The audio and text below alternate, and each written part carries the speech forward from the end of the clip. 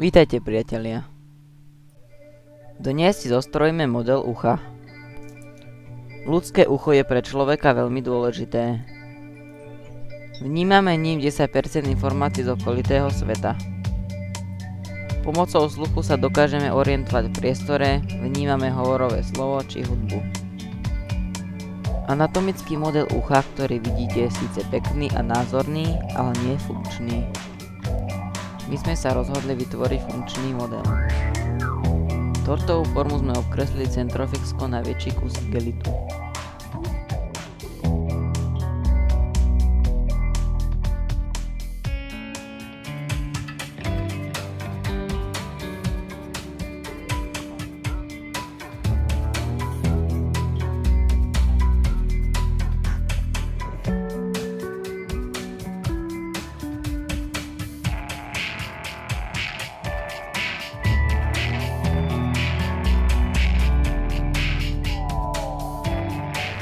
Kruh sme z igelitu vystrihli tak, že sme po stranách nechali okraj približne 2 cm.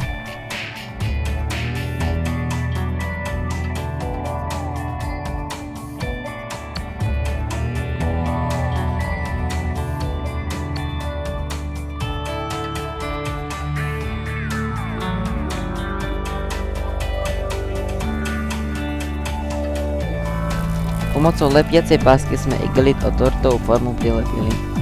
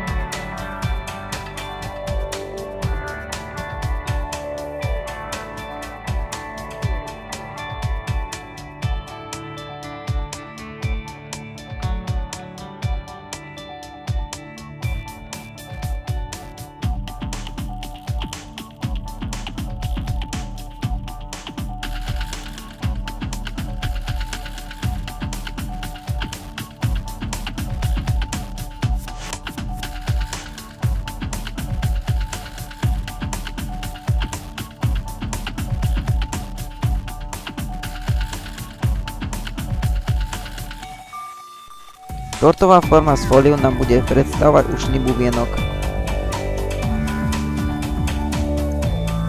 Slámku na pitie sme na oboch koncoch nastrihli tak, aby nám vznikli 4 časti, ktoré ohneme.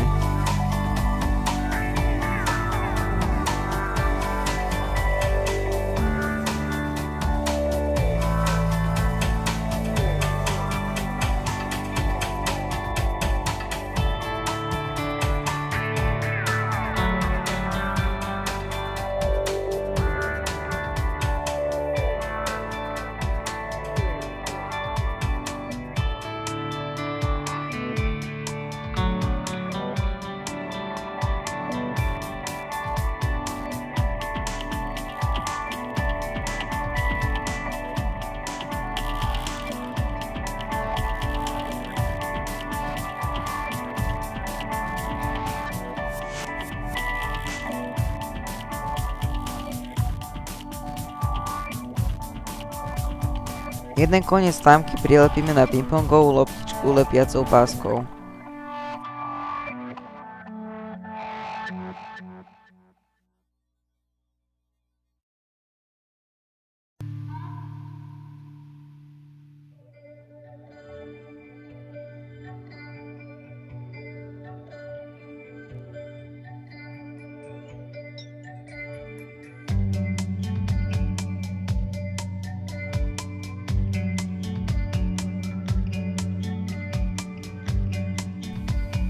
Druhý koniec prilepíme do stredu fólie. Slámka nám predstavuje sluchové kostičky, ktorými sa zvuk šíri a ktoré sa opierajú o bubienok.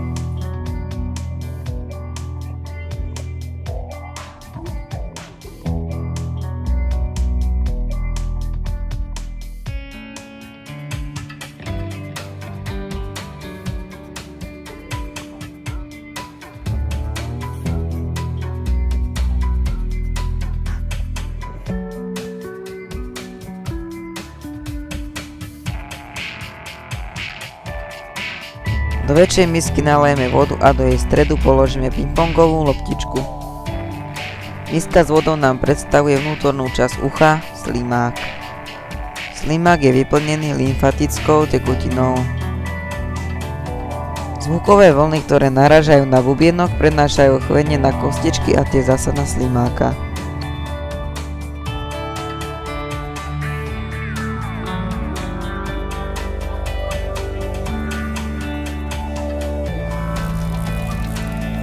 Mikrofón s káblikom predstavuje sluchový nerv a počítač zasa mozog. Náš model je hotový.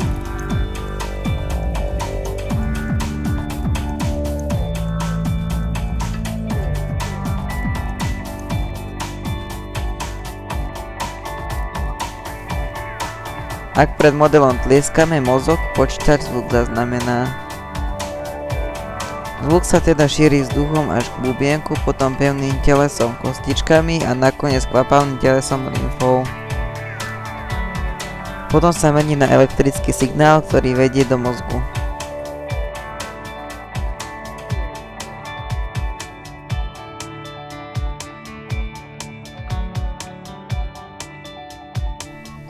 Ako vidíte, model reagoval aj na hlasné zvuky. A to je na dnes všetko. Tešíme sa na naše ďalšie stretnutie s vami.